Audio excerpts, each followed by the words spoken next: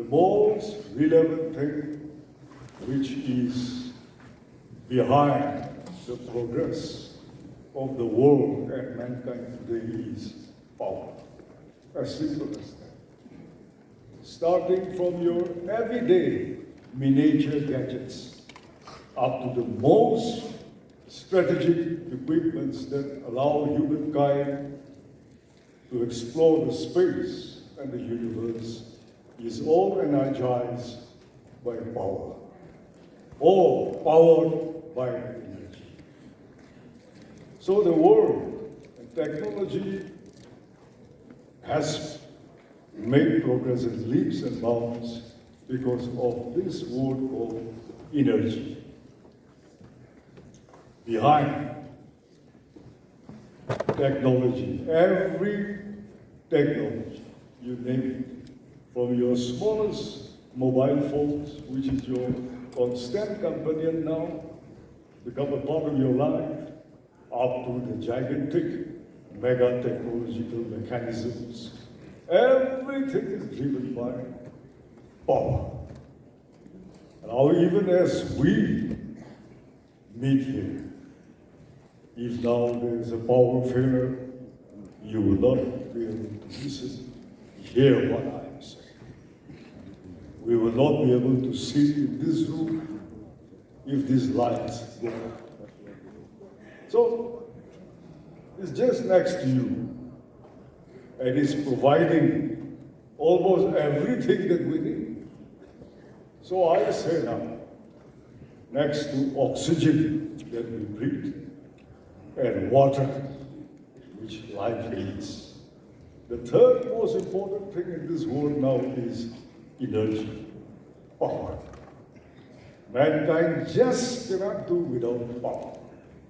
So that much of importance it is. The world is at race. Which nations, which countries develop more storage of power? Those who have more energy in their hands, they develop faster, they advance faster, and their economy and all these other spheres of life increases and advances faster than other nations. So the world, this has become a catchword in the 21st century. Any kind of machine is based and powered by energy. That much important it is back home here coming. In our formative stage,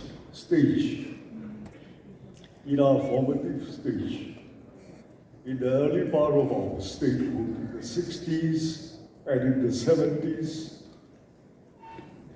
the preceding and successive governments have tried their best to also make our state grow, catch up with the other developed states in the country.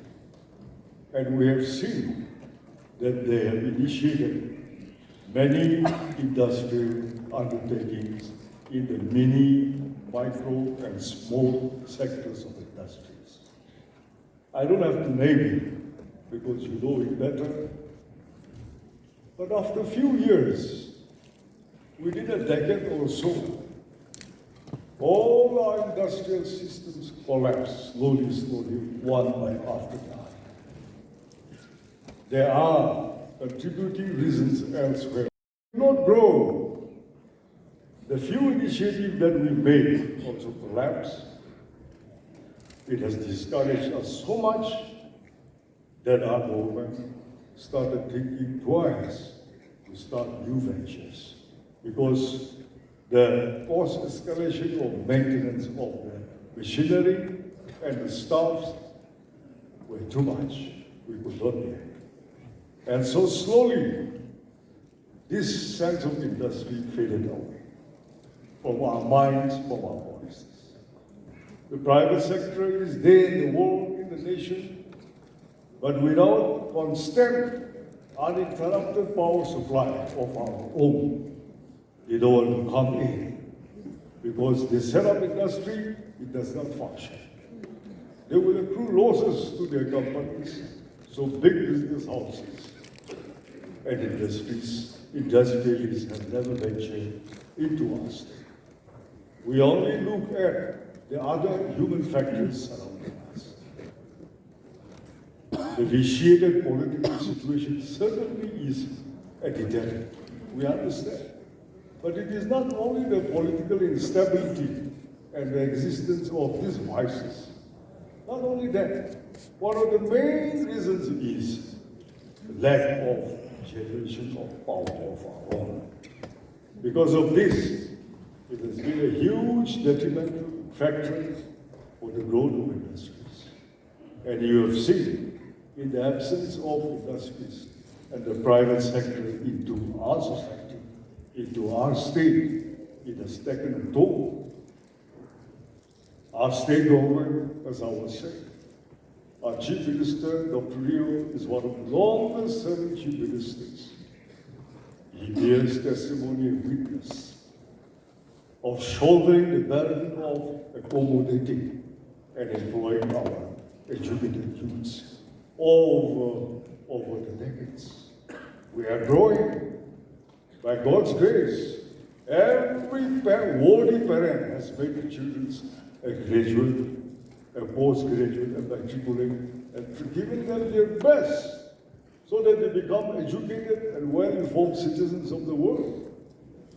But when it comes to employment, the government has tried the best. Our state government is one of the highest employing generation governments in the whole country. In the rest of the states, you will see that 35%, their population. Here, it's hovering about 60 to 70%. Governments come up till the neck. It's reached a stagnation point that we just cannot absorb anymore. The private sector has come in to help the state government to shoulder and absorb employment of our young people. We are only focusing on the educated. We are the second highest literate state in the whole country by way of percentage. With so much of unemployed youths, how are we going to go forward? So here, even school dropouts also, even the illiterate sector at the grassroots level also requires salary, wages, employment.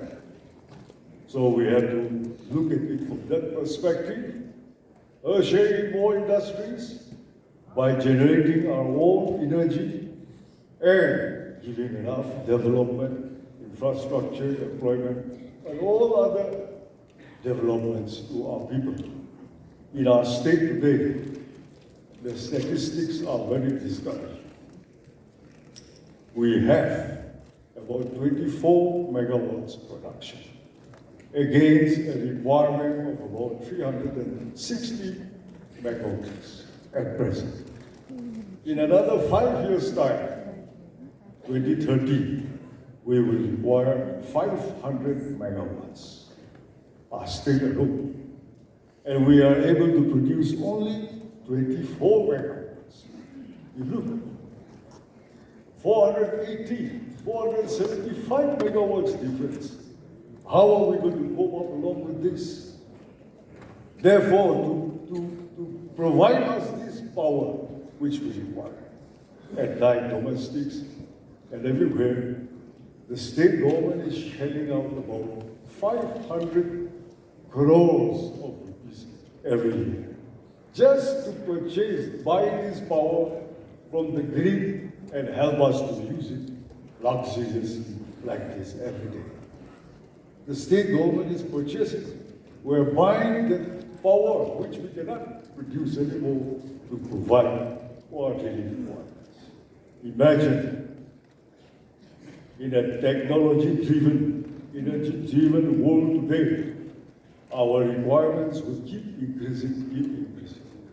And we don't know how to live anymore without energy and power.